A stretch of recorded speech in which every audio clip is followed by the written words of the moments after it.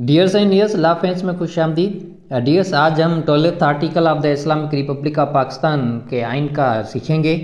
पहले हम जो है वो टोटल 11 आर्टिकल सीख चुके हैं। सीरीज़ जो प्ले लिस्ट है the constitution of the Islamic Republic of Pakistan उस पर मौजूद हैं ये वीडियो सीरीज़, लेक्चर सीरीज़। आज हम जो है वो 12th आर्टिकल को सीखते हैं, प्रोटेक्शन अगेंस्ट रेट्रोस्पेक्टिव पनिशमेंट, माजी सज़ा से तहफ़्फ़ुज़ जो है इसके बारे में ये है आर्टिकल नंबर 12। तो 12th आर्टिकल क्या कहता है? 12th आर्टिकल में ये ए एंड बी दो चीज़ें हैं। ए में ये कहता है कि ऐसा कोई बंदा अगर जो काम करता है लेकिन उस काम पे करंटली ऐसा कोई लॉ है ही नहीं, अभी तक लॉ बना ही नहीं है, तो फिर उस ओमिशन या जो एक्ट बंदा कर रहा है उसको सज़ा नहीं होगी। कोई भी कानून किसी भी शख्स को सज़ा देने की इजाज़त नहीं देगा अगर वो शख्स जो काम कर रहा है उस काम के खिलाफ कोई लॉ है ही नहीं।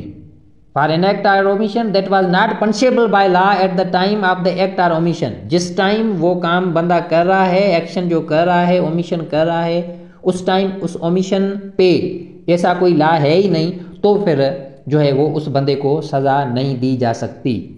अगर आज 15 डेट है तो आज वाली डेट पे ऐसा कोई बंदा जो गलत काम करता है तो गलत काम, लेकिन उस गलत काम पे जो है वो लॉ नहीं बनाए, उसके खिलाफ सज़ा नहीं है लॉ में मौजूद या लॉ है ही नहीं, तो फिर जो है वो उस बंदे पे अप्लाई नहीं होगा, चाहे ये 2 दिन के बाद बने कानून। अगर 17 डेट पे 17 जनवरी 2024 पे कानून बनता है लेकिन बंदे ने काम किया है 15 जनवरी पे, तो फिर उस बंदे पे, जिस बंदे ने 15 डेट पे काम किया है जो गलत काम था लेकिन उस पे कानून नहीं था, तो उस बंदे को जो है वो सज़ा नहीं दी जा सकती। लेकिन जो बंदा 17 डेट के बाद जो काम करेगा वो सेम काम, जिस बंदे ने 15 डेट पे जो काम किया है वो सेम काम जो है वो अगर बंदा 18 डेट पे करता है तो 18 डेट पे, क्योंकि लॉ मौजूद है, लॉ 17 डेट पे पास हुआ है, वजूद में लॉ आ गया है, लागू हो गया है, तो फिर 18 डेट पे काम, उस काम सेम काम पे जो 15 डेट पे काम हुआ है उसके खिलाफ जो है वो सज़ा होगी,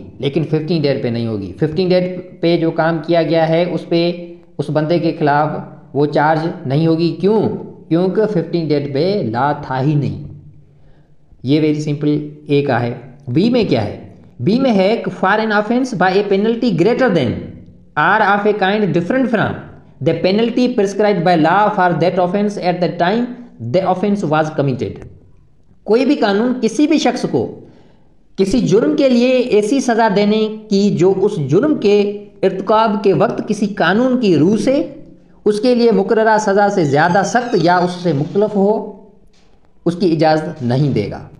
मसलन अगर किसी बंदे ने कोई जो है ऑफेंस किया है लेकिन जो पेनल्टी है वो उस ऑफेंस से ज़्यादा नहीं दी जा सकती, उसके इक्विवेलेंट दी जा सकती है, उसके इक्वल दी जा सकती है, लेकिन उससे ज़्यादा नहीं दी जा सकती।